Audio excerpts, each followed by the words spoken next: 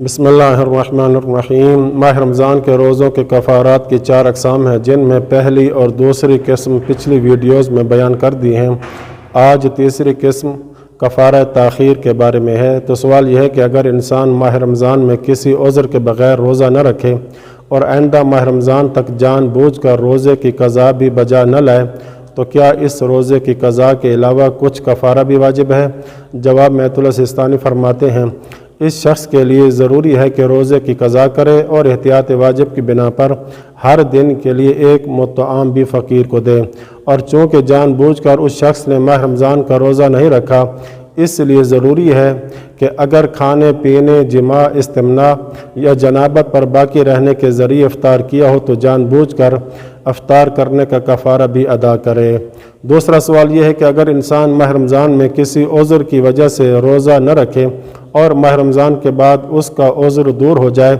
اور وہ آئندہ ماہ رمضان تک جان بوجھ کر روزے کی قضا نہ کرے تو اس کا وظیفہ کیا ہوگا؟ جواب میں فرماتے ہیں،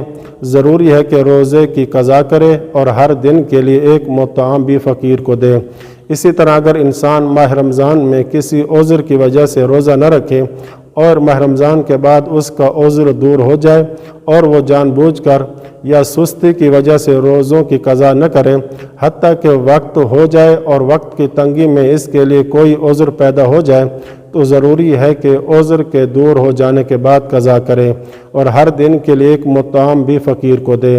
اسی طرح اگر انسان ماہ رمضان میں کسی عذر کی وجہ سے روزہ نہ رکھے اور ماہ رمضان کے بعد اس کا عذر دور ہو جائے اور اس عذر کے دور ہو جانے کے بعد پختہ ارادہ رکھتا ہو کہ اپنے روزوں کی قضا کرے گا، لیکن اس سے پہلے کہ قضا کرے